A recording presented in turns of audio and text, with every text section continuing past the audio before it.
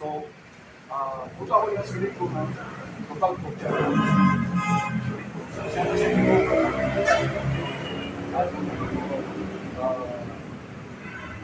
ako rin yung isa pag-ibaw na ko sa desisyon.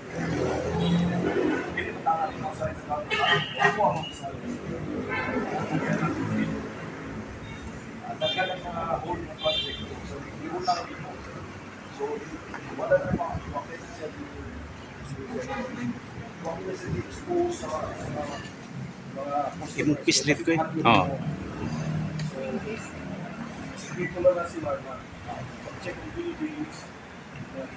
Karon kayo ang mga isip school na o mga ganun klase yan.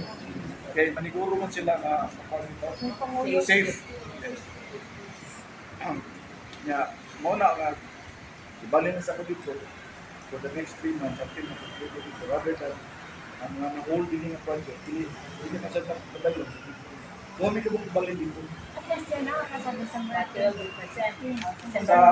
sa 15 most likely na ako din most likely na ako din kaya bayad ako sa